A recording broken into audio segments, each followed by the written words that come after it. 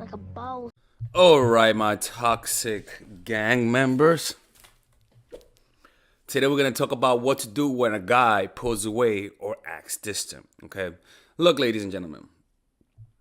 A lot of you ladies tolerate a guy acting distant for a few reasons. One, he's traumatized and his girlfriend cheated on him and he needs a fucking support. Right? That bullshit excuse of he's a victim and so you need to tolerate it. A guy acts or because or you let a guy act distant because you like him and you don't want to lose him. The point is, ladies and gentlemen, is that or because he's an avoiding attachment, all that kind of stuff will make you tolerate a guy who acts distant. Okay? Now look, understand this. When a man's number one fear is that another guy impregnates you, especially a guy who's higher value than him. That's his number one fear. And I say that not because he's consciously thinking of it. He just don't want you to fuck another dude. You know what I'm saying? But because evolutionarily his DNA knows that that cannot happen. Because what his body wants is to impregnate you. His mind just wants to fuck you. Okay? Right? But it depends. Maybe you guys are in a relationship and then you guys are boyfriend and girlfriend or even wife, right? So this could also apply. This might not apply much to if you're in a marriage, okay? If you're in a marriage, you have to talk about it. You have to go to to therapy. But it could possibly apply as well, right? I mean, I don't know. Sometimes when you're in a relationship, you guys grow distant. All right, or he grows distant and you barely see the motherfucker. So it's kind of like I'm gonna show you what to do if he acts distant. This is actually very interesting. This is based on evolutionary psychology. This is not based on just my own theories, right? So that's the first thing: is that a guy does not want you to be impregnated by another man. That's the number one fear. It's very important to remember that because the amount of sperm a guy creates, right? His body creates a lot of sperm, right? But when isn't that it's created the most? It's not when he's close to you. Right? His body creates more sperm. The amount of sperm a man puts into a woman doesn't depend on how much he knows her or how much he likes her. It depends how long he's been away from her. All right? Because what his body's saying is that, yo, we've been away from this girl a long time. Let's make sure we give her the whole load, okay?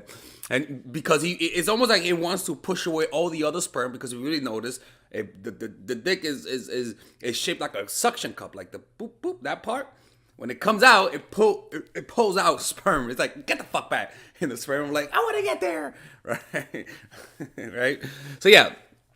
So something that you could do to create. So understand that, right? So when he's away, that's when he wants to fuck you the most, all right? And when he's away, that's when he's afraid of another guy losing you. So he has a lot of fear when he's away. And he's afraid that another guy's gonna bang you. So we could use those things to our advantage, right? Because when it comes to warfare, and this is almost like warfare, but it's not. But you get what I'm trying to say, mental warfare. When it comes to that, you gotta know your enemy, and you gotta know the basic psychology of men. Because look, by the way, we're having a seminar in New York City, social intelligence, January 8th. Click on the description down below to purchase tickets online and in person.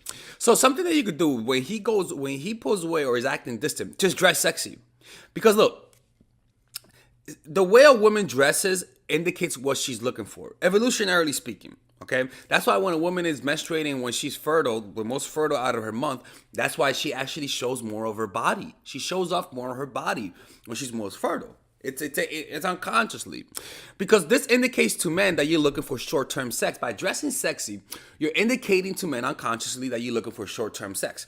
When a woman dresses modestly, she's indicating a long-term relationship. But what that does to the guy who's acting distant is that he also registers that, and he's aware that there's dicks all around us, right? And so he's gonna feel that other men are gonna see the signals that you're sending. You're not banging them, you're just sending signals, right? You have plausible deniability. He cannot accuse you of cheating simply because you're dressing sexy. But by simply dressing sexy, he's gonna say, who are you dressing sexy for? And it's naturally gonna make him want to chase more, right? Your partner will see it and will assume you're advertising yourself, right? But it has plausible deniability because he's just acting distant. So it could be that he's not texting you as much, not calling you as much. He's always busy. Just post sexy photos on social media. You women do this without even knowing it, but it actually works. It's perfectly aligned with male psychology. Right? He's gonna assume that other men want you, and it'll raise your value naturally. When a man is pulling away, one of the reasons also why men pull away is because you might be making yourself too available, and when you become too available, it naturally lowers your value. So you raise your value by creating competition, right? Because when you create competition, it raises a man's testosterone level along with aggression. And it makes a guy chase super fucking hard, right? But let's keep on topic, right? So remember, this indicates that you're looking for short-term sex, even though you're not. But the point is that his brain will all of a sudden start seeing threats everywhere. A man's brain, when he's fighting for his woman, all of a sudden will assume that every guy is trying to bang her. Now, you got to be careful with this because sometimes, depending on the guy, if he's a possessive, jealous motherfucker, you got to be careful with this. Know your clientele. But he's going to assume that other men want you. Remember, the brain has more neurons to tell your eyes what to see than the eye has neurons to tell your brain what it's actually seeing. In other words, when the brain is in a mode of scarcity, when the brain is afraid, when the brain feels like it's going to lose something, all of a sudden the brain is going to look for threats. When your brain feels threatened, when your evolutionary value feels threatened, your brain will literally scan for threats more. And so he's going to be more emotional, more jealous, more envious. In other words, he's going to want to get close to you and secure you. Right? But remember, these becomes false positives. In other words, these are fears that most likely might not happen because you're not cheating on him, right? But his brain will assume that you are. And the reason why is because the brain, even though you're not actually cheating, he's going to feel that maybe you're cheating. It's evolutionarily sort of advantageous because if a man doesn't assume that you might be cheating, it's better off to be wrong than right. It's better off because you get what I'm trying to say. It's a false positive that evolutionarily a man wants to have because it's better safe than sorry. You see what I'm saying? So the paranoia that he feels is meant to prevent you from cheating. So that's why that's why men murder a lot more often because of women, like because of jealousy, because of women, right? So when this happens, then when he feels that envy, that jealousy, this will raise his testosterone level, and his vanity and self-esteem will make him compete for you, right? Because when testosterone level rises, aggression naturally rises, and the desire to compete will naturally rise. Dopamine will fill his brain because he feels like he can win you over. But that dopamine is also going to be marinated with testosterone, so he's going to feel like he's going to win you over. But that desire, because dopamine is like anticipation, excitement, that excitement is going to be filled with sexuality because, again, those dopamine, because the brain has testosterone, right? So that dopamine is marinated with testosterone. It'll fuel him to get you back, okay?